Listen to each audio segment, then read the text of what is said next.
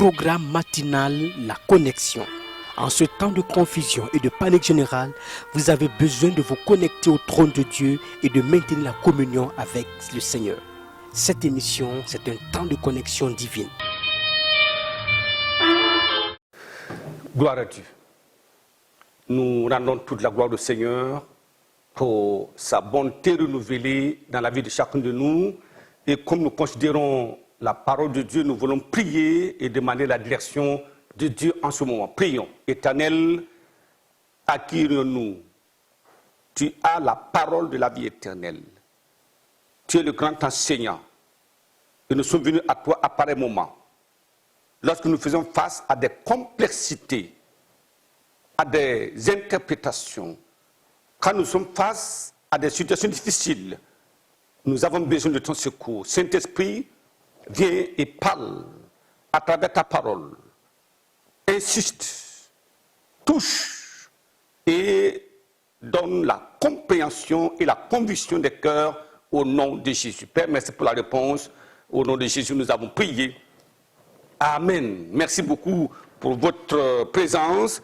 Alors, comme vous voyez, nous poursuivons avec la série qui, en fait, nous retrace les merveilles de Jésus après la description de sa déité, de son identité. Nous sommes en train de parcourir les évangiles pour voir quelles sont les merveilles que Jésus a accomplies pour montrer aux hommes qu'ils ne se sont pas trompés en l'appelant Fils de Dieu, ne se sont pas trompés en l'appelant Dieu, ne se sont pas trompés en l'appelant la deuxième personnalité de la divinité, ne se sont pas trompés en l'appelant le Seigneur des Seigneurs, le juge qui vient. Je prie que, comme nous continuons dans la parole de Dieu, que la puissance de conviction de Dieu nous soit donnée et que nous comprenions même les choses les plus difficiles au nom de Jésus. Aujourd'hui, l'étude numéro 21 nous parle de l'infaillibilité de la loi de la causalité. Vous voyez, cette loi est sujet à interprétations diverses, mais nous voulons, à travers les Saintes Écritures, comprendre ce que c'est que l'infaillibilité de la loi de la causalité. Vous voyez, les hommes dans le monde parlent des causes et effets. Quand il y a une cause, forcément, il y a un effet qui se produit. Quand vous mettez du feu, il y a la fumée qui se présente par là. Donc, vous voyez, quand c'est comme ça, la Bible est claire par rapport à cela. Regardons ce que Jésus a donné comme enseignement par rapport à cette loi divinement établie. Luc chapitre 6, le verset 38, qui nous dit ceci: donnez, et il vous sera donné.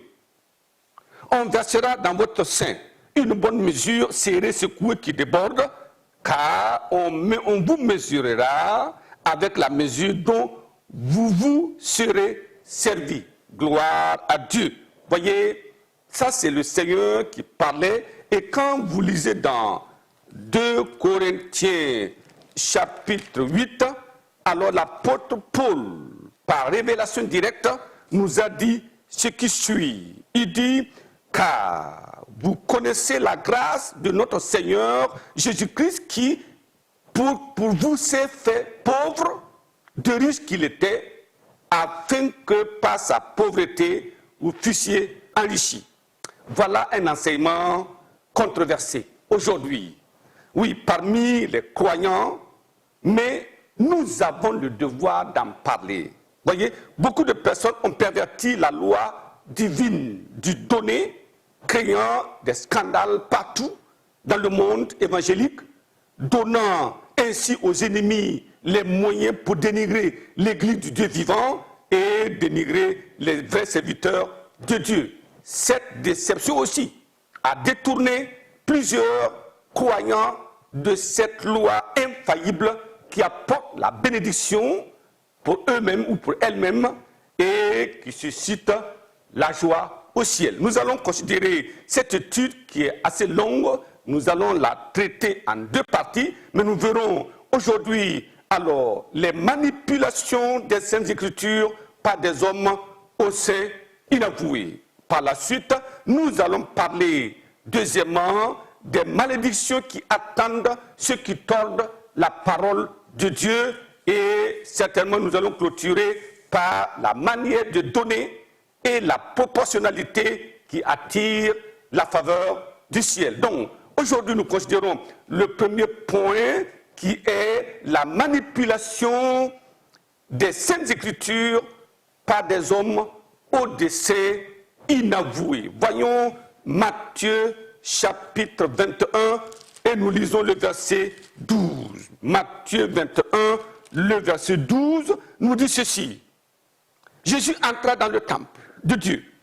Il chassa tous ceux qui vendaient et qui achetaient dans le temple.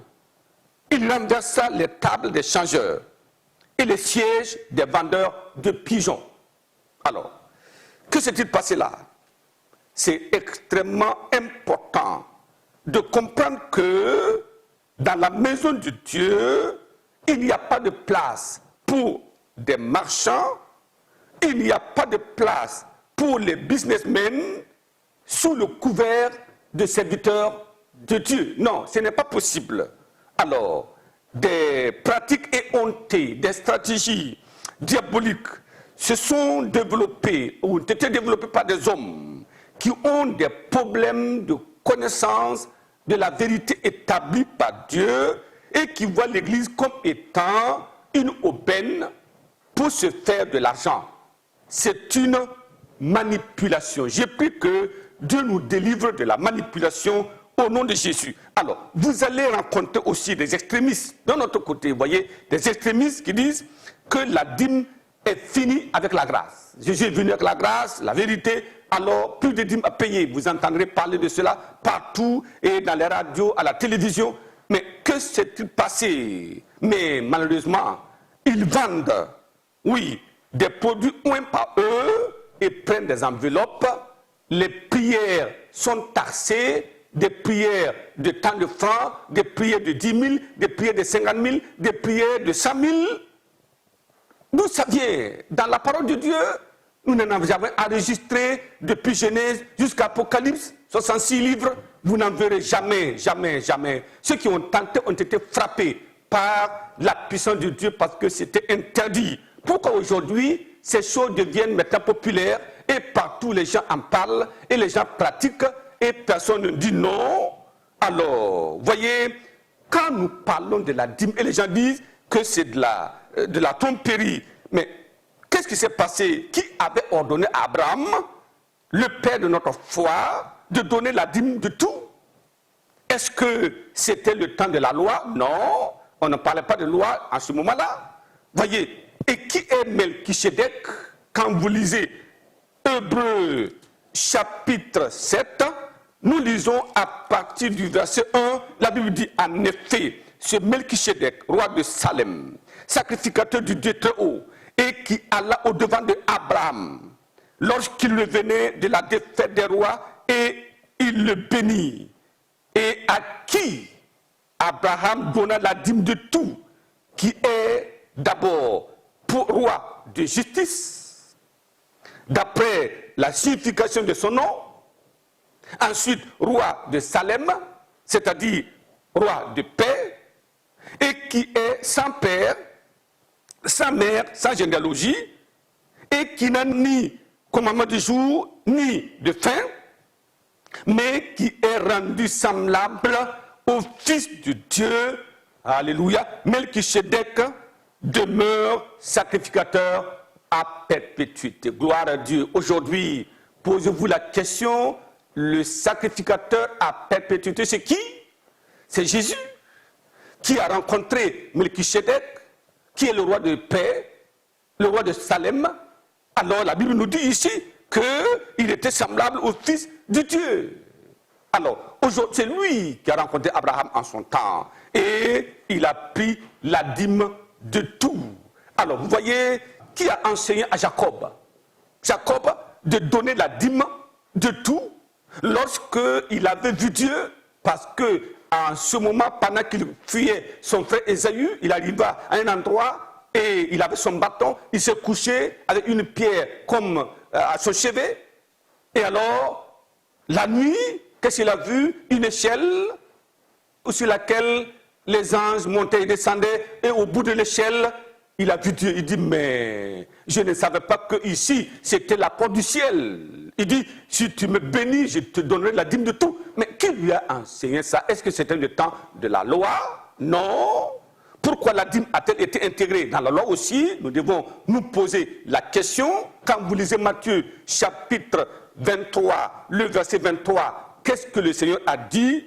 Matthieu 23, 23, qu'est-ce que le Seigneur a dit? Il dit, malheur à vous, scribes et pharisiens hypocrites, parce que vous payez la dîme de la manne, de l'ânette, du cubain, et que vous laissez ce qui est important dans la loi, la justice, la miséricorde et la fidélité.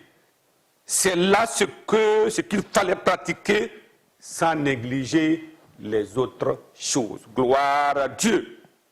Ça veut dire quoi? Sans négliger les autres choses. Jésus n'avait plus besoin d'enseigner sur la dîme parce que les pharisiens, les scribes pratiquaient cela parfaitement et même au-delà de ce qui était attendu. Mais il a dit, mais si vous payez la dîme, vous faites payer la dîme et qu'il n'y a pas de justice, alors ça ne sert à rien. Il dit, pratiquez d'abord la justice. C'est cela. Il dit, vous laissez ce qui est important de la loi, ou dans la loi, la justice, la miséricorde, la fidélité. Mais il dit, après la justice, après la fidélité, après la miséricorde, il ne faut pas négliger les autres choses que vous faisiez déjà bien. Je prie que le Seigneur nous donne la compréhension pour comprendre qu'il n'y a pas de place quant à l'abolition de la dîme dans la Bible, mais le Seigneur nous incite à obéir à la parole. Dieu voudrait voir la marque de l'obéissance, la marque de règle de gratitude que nous avons à l'endroit de Dieu. Je prie que le Seigneur convainc chacun de nous. Nous restions juste dans la parole, il ne faut pas retrancher, il ne faut pas ajouter, restons dans ce que le Seigneur nous a donné. Jésus, roi de Salem, Melchisedec, Jésus, sans commencement, ni fin, Jésus, le souverain sacrificateur à perpétuité, nous dit la parole de Dieu. Alors, il était au devant d'Abraham pour prendre la dîme. Je prie que le Seigneur nous fasse comprendre que la dîme transcende toute la Bible, depuis Genèse jusqu'à Apocalypse. La dîme était pratiquée. Baissons la tête pour la prière maintenant, que le Seigneur nous donne la compréhension et nous obéirons à la parole de Dieu pour être bénis au nom de Jésus. Papa, merci pour ta parole vivante et puissante. Merci pour ton autorité absolue. Merci pour ta grâce infinie et merci pour ton enseignement incontestable. Donne maintenant la compréhension à ton peuple que donner est une loi divine et qu'il y a une infaillibilité parce qu'elle va produire les fruits. Quand vous semez, vous récoltez forcément.